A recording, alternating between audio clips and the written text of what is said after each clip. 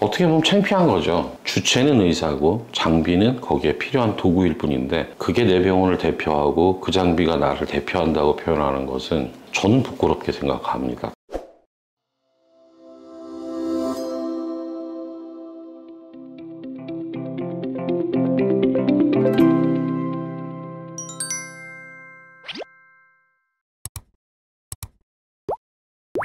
안녕하십니까. 벨라조 원철TV 산부인과 전문의 원철입니다.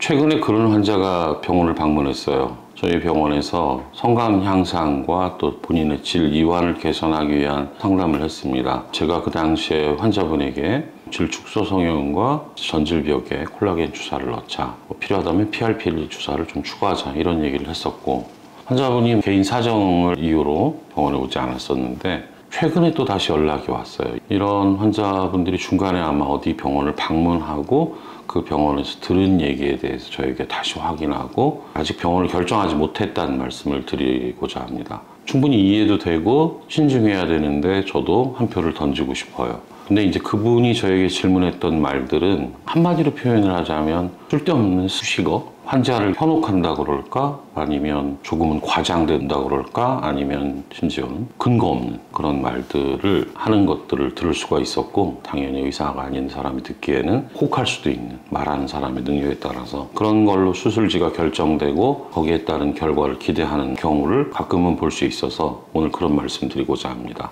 여성 성형, 부인 성형에서 사용되는 용어들, 과연 사실인가 허구인가, 아니면 단순한 홍보성 멘트인가, 진실이 포함되기는 하였는가, 이런 말들인데요. 대표적으로 몇 가지 단어가 있을 수 있어요. 환자분들이 들으면 쉽게 공감하고 동의할 수 있는 말 중에 레이저가 있습니다.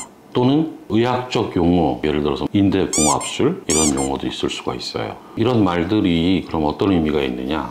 첫 번째 레이저에 대해서 말씀을 드리자면, 환자분들은 레이저에 대해서 친숙합니다. 그러다 보니까 레이저를 쓰면 좋구나, 레이저를 쓰면 잘 낫겠구나, 안 아프겠구나, 회복이 빠르겠구나 할 수도 있어요. 그리고 적절히 쓰면 그 말이 맞아요. 그런데 제가 이제 부인 성형 쪽에서 질 축소 성형이나 소음순 성형을 하기 위해서 제가 공부했던 병원이 대표적으로 레이저를 시술하고 교육을 하는 그런 미국의 병원이었는데, 저도 그런 시술을 하고 들어와서 그 레이저를 선생님들에게 알려드리거나 시술을 하는 것이 꽤나 오랫동안 했던 것 같아요.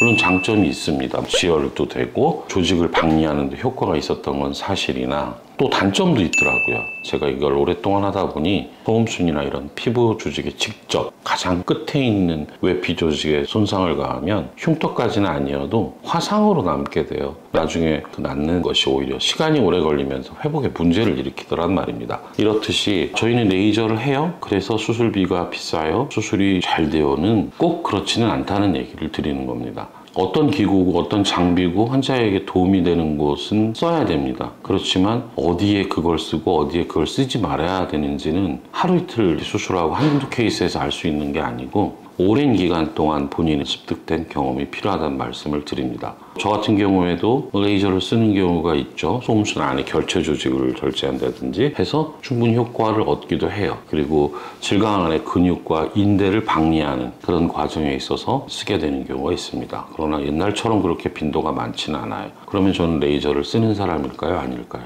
환자에 따라서 레이저를 좋아하시면 레이저를 강조해서 얘기하고, 아니면 아닌 거죠.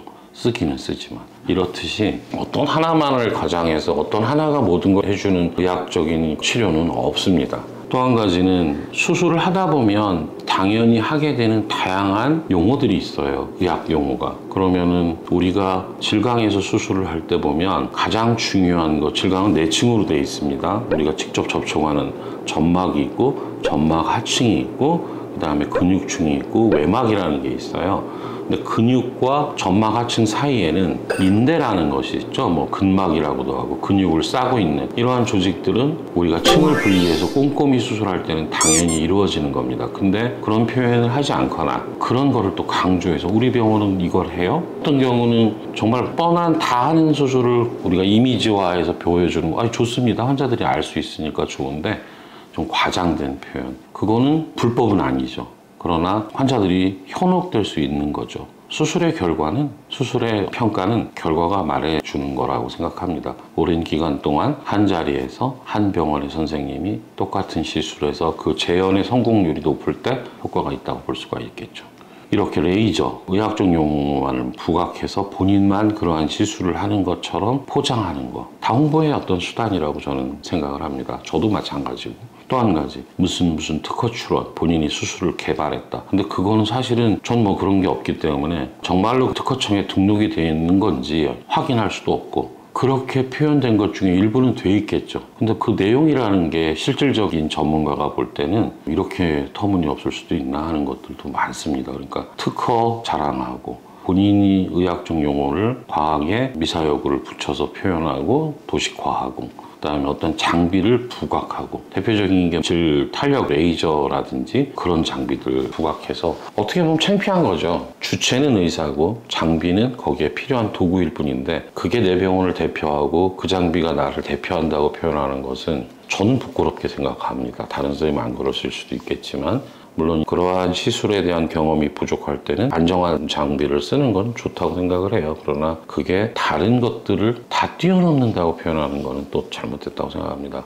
환자분들이 본인이 선택을 함에 있어서 판단할 때는 제가 오늘 드린 말씀들을 좀 참고하시고, 여러분들의 어떤 의학적 수준에서 판단하기 어려우면 병원을 여러 군데 다녀보세요. 뭐 그게 좀 발품도 되고 시간도 그렇고, 가다 보면 다 틀린 얘기합니다, 의사들이. 그건 결론이 없다는 얘기예요. 그런데 거기서 우리가 봐야 되는 건 신뢰성입니다. 그분이 객관적으로 신뢰할 수 있는 경력, 경험, 그다음에 그동안에 실제로 했던 업적, 의학적 사례, 이런 것들과 대화를 나눠보면 여러분들이 알 수 있잖아요. 그 말을 듣다 보면 앞뒤가 맞지 않거나 또는 신뢰할 수 없는, 이 말했다 저 말했다 하는 분들도 가끔은 있을 수 있는데, 그런 경우는 조금 조심하고 한 번 더 생각해 보시기를 바라면서, 이제 새해를 맞이해서 이런 시술을 고민하는 분들이 판단하는 기준의 하나로 생각해 주셨으면 합니다. 이거는 한마디로 좀 과한 홍보다, 포장이다. 저는 이런 생각이 듭니다. 저 역시도 제 홈페이지에 그런 내용이 있다면 그런 의도로 했을 게 맞아요.